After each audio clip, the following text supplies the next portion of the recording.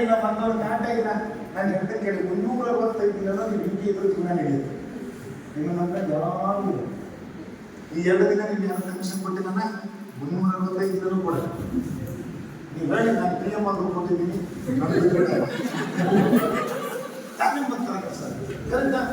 ನಾಳೆ ಬೆಳಿಗ್ಗೆ ನೀವು ಎದ್ದಿದ್ರು ಹೇಳಿದ್ರಪ್ಪ, ನಾನು ಹೊರಟೆ ಹಿಮಾಲಯಕ್ಕೆ ಹೊರಡ್ಬಿಟ್ಟು ನಾನು ಯಾರು ಬೇರೆ ಬಿಡಿ ಒಂದು 4 ಜನ ಬಂದು ಖಾಲಿ ಬಿಡ್ತಾರೆ. ಇಲ್ಲಿ ಬೇಡ ಯಾರು ಅಂತ ನಿಮ್ಮಿಂದ ದಿನ ಹೋಗ್ಬೇಕಾದ್ರೆ ಬಂದು ಖಾಲಿ ಬಿಡ್ತಾರೆ. ನೀವು ಹೋದ ಕಷ್ಟ ಆಗುತ್ತೆ ಅನ್ನೋ ನಿಮ್ಮಿಂದ ಕಿರಿಕಿರಿ ಇದ್ದವ್ರು ಯಾರು ಹುಡುಗಿ ಮಕ್ಕಳು ಕೊಟ್ಟು ಕಳಿಸ್ಬಿಡ್ತಾರೆ. ಹೋಗಪ್ಪ ಹೋಗೋದೇ ಕಾಯ್ತಾ ಇದ್ದೀನಿ, ನಾನೊಂದು ತಡೆಯೋದಿಲ್ಲ, ನೀವು ಹೋದ ಸಾಕು ಬಿಟ್ಟಿದ್ದೇನೆ.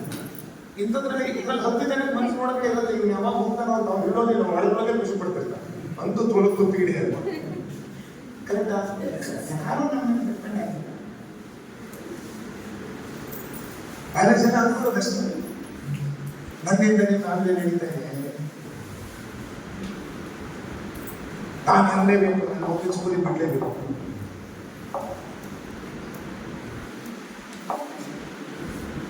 ಒನ್ ಫೈಂಡಿಂಗ್ ರೆಸ್ಪೆಕ್ಟ್ ಯಾವಾಗ ಸಿಗುತ್ತೆ ಗೊತ್ತಾ? ಅವ್ರು ಏನು ಕೇಳಿದ್ರು ಪುರುಷೋತ್ತಮ ಬಂದಿದ್ಯಾ, ನೀವು ಯಾವತ್ತಿದ್ರು ದೇವರು.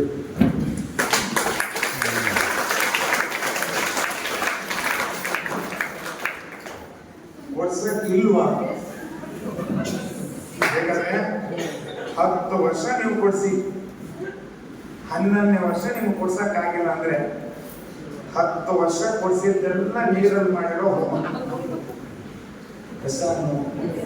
ಎಲ್ಲಿ ತನಕ ಇದು ನಿಮ್ಮ ಜೋಬಲ್ಲಿ ಇರುತ್ತೋ ಅಲ್ಲಿ ತನಕ ನಮಗೆ ಬೆಲೆ ಇರುತ್ತೆ.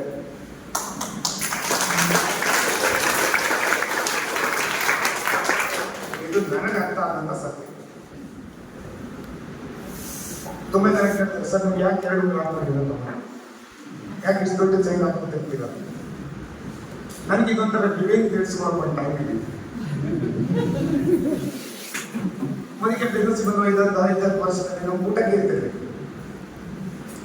ನಾವು ಊರಿಗೆಲ್ಲ ಹೋಗ್ತೇವೆ, ನಮ್ಮ ಫ್ರೆಂಡ್ಸ್ ಎಲ್ಲ ತುಂಬ ದೊಡ್ಡ ದಪ್ಪದ ಚೈನು ರಸ್ತೆ. ನಾವು ಊರಲ್ಲಿ ಬಹಳ ಒಳ್ಳೆ ಜನ, ಸಂತೋಷ, ಒಳ್ಳೆ ಹುಡುಗ, ಬಹಳ ಒಳ್ಳೆ ಹುಡುಗ. ಒಬ್ಬ ಮೂಸಿಕೊಳ್ಳ ಇದ್ಯಾ ಬಂದ್ಯ ಸತ್ಯ ಅಂತ ಕೇಳ್ತೇವೆ. ಅದೇ ಇದನ್ನೆಲ್ಲ ಹಾಕೊಂಡು ಹೋಗೋರು ಮರ್ಯಾದೆ ಬೇರೆ. ಅಣ್ಣ ಯಾವಾಗ ಬಂದ್ರಣ್ಣ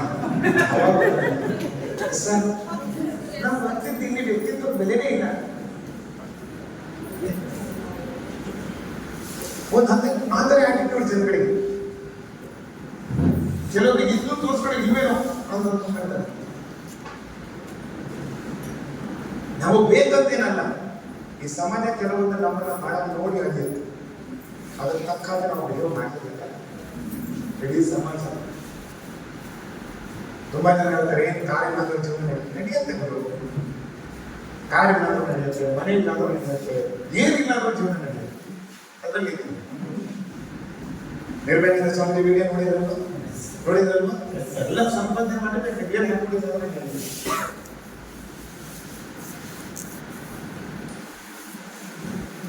ಸಲ ಹೇಳ್ತೀವಿ ಬೇಡ, ದಿನವನ್ನ ಬೆಳಗ್ಗೆ ಎದ್ದು ದಿನವನ್ನ ಹಿಂಗೆ ಹೇಳ್ತಾ ಇದ್ದೀರ.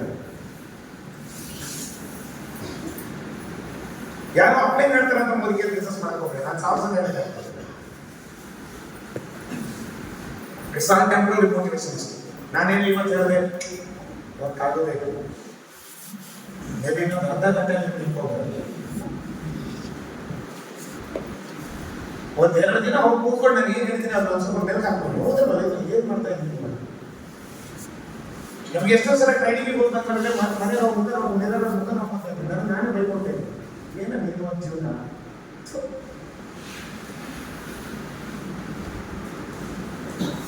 ಏನು ರೋಗ ನಿಮಗೆ, ನಿನ್ನ ವಯಸ್ಸಿಗೆ ಯಾರ್ಯಾರು ಏನೇನು ಮಾಡ್ಬಿಟ್ಟಿದ್ದಾರೆ, ಹೆಂಗಿದ್ದೀರಿ ಭೂಮಿಗೆ ಭಾರ ಅಂತ ಟೈಮ್ 20 ವರ್ಷ ಕೇಳಿಲ್ಲ. ಒಂದು 10,000 ರೂಪಾಯಿ ದುಡಿಯೋಕ್ಕಾಗಲ್ಲ ನಿಮ್ಗೆ ಯೋಗ್ಯತೆ, ನಿಂದು ಒಂದು ಜೀವನ. ಅದೆಲ್ಲ 3-4 ವರ್ಷ ನಾನೇ ನಂಬೋಗಿ ಕನ್ನಡ ನಡ್ಕೋಬೇಕು. ನನ್ನ ಲೈಫ್ ಆಯ್ತು, ಹೆಂಗ್ ನಿದ್ದೆ ಬರುತ್ತೆ ನಿಮಗೆ?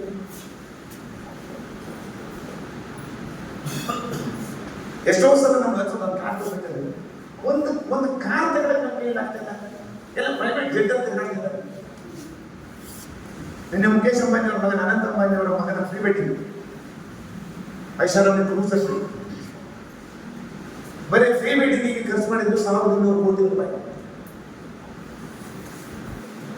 ಫ್ರೀ ವೆಡ್ಡಿಂಗಿಗೆ ಸೊಸೆ ರಾಧಿಕಾ ಮರ್ಚೆಂಟ್ ಹಾಕಿದಂತ ಒಂದು ಡ್ರೆಸ್ ಮೇಲೆ 27 ಕೋಟಿ ಚಿನ್ನದ ಅಂಗಿ.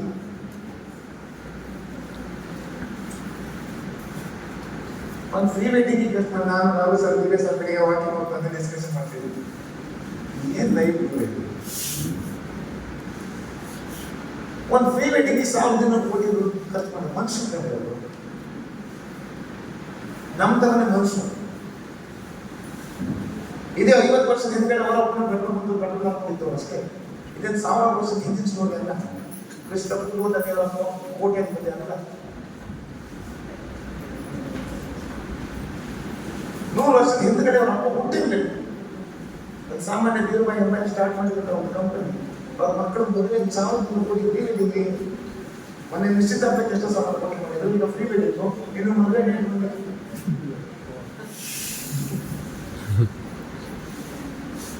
ನಾವು ಅಂದ್ಕೊಳ್ಳೋದು 1200 ಕೋಟಿ ಫ್ರೀ ವೆಡ್ಡಿಂಗ್ ಖರ್ಚು ಮಾಡ್ತಾರೆ.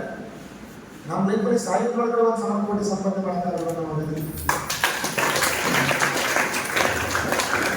ಮಾಡ್ಬೇಕಲ್ವಾ ಹುಚ್ಚು ಕನ್ಸಿರ್ಬೇಕು. ಅವಾಗ ಈ ಆಲ್ತು ಫಾಲ್ತುಗಳು ಸಣ್ಣ ಪುಟ್ಟ ಮಾತಾಡೋರು ಸಭೆ ಕೇಳಿಸಬೇಕು. ಅವ್ರು ಹಂಗಂದ್ರೆ ಹಿಂಗಂದ್ರೆ ಅಂತ ಅನ್ಕೊಳ್ದೆ ಅಂತ ಅದು ಸಣ್ಣ ಮೆಂಟಾಲಿಟಿ ಇದ್ದವ್ರು ಮಾತಾಡ್ತಾರೆ. ದೊಡ್ಡ ಮೆಂಟಾಲಿಟಿ ಇದ್ದವ್ರು ಲೈಫ್ ಬಗ್ಗೆ ಮಾತಾಡ್ತಿರ್ತಾರೆ, ಫ್ಯೂಚರ್ ಬಗ್ಗೆ ಮಾತಾಡ್ತಾರೆ, ಕನ್ಸ್ ಬಗ್ಗೆ ಮಾತಾಡ್ತಾರೆ.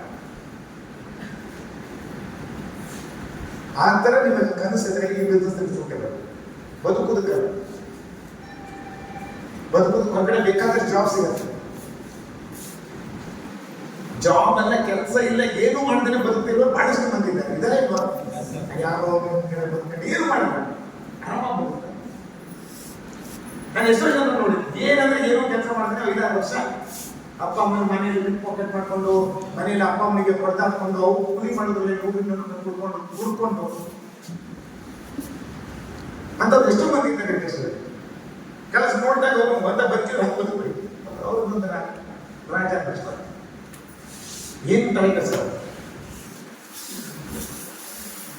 ಹಂದು ಬದುಕಕ್ಕೆ ಆಗಲ್ಲ ಅಂತಂದ್ರೆ, ದುಡಿಯಕ್ಕೆ ಬಿದ್ದೀವಿ ಅಂತಂದ್ರೆ ಹಠಕ್ಕೆ ಬಿಟ್ಟು ರಾಜತರ ಬದುಕೋದಕ್ಕೋಸ್ಕರ ದುಡಿಬೇಕು. ಮತ್ತೆ ಈ ತ್ರಿಶಂಕ ಸ್ವರ್ಗದಲ್ಲಿ ದುಡಿಯಕ್ಕೆ ಹೋರಾಟಲ್ಲ. ದುಡಿಯಕ್ಕೆ ತಿಳಿತೀರಾ,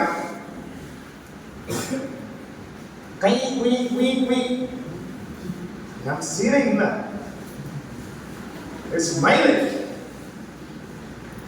ನಾನು ನಮ್ಮ ಮಿಸ್ಸಸ್ಸಿಗೆ ಯಾವಾಗಲೂ ಹೇಳ್ತಾ ಇದ್ದೆ, ಇವತ್ತು ಕೂಡ ತಿಂಗಳಲ್ಲಿ ಪಾಪ ಇದೆ, ಮಕ್ಕಳು ಇದೆ, ತಿಂಗಳಲ್ಲಿ ಒಂದು 5-6 ಸಲ ಆವಾಗ ಬಂದು ಹೋಗ್ತೀವಿ. ಮತ್ತೆ 20 ದಿನ ಹೊರಗಡೆ ಸುತ್ತಾಡ್ತೀವಿ. ನಾವು ಡಿಸೈಡ್ ಮಾಡಾಗಿಲ್ಲ ಲೈಫಲ್ಲಿ ಏನಾದರೂ ಒಂದು ಅಚೀವ್ ಮಾಡಬೇಕು. ನಾನು ಏನು ಯಾವಾಗ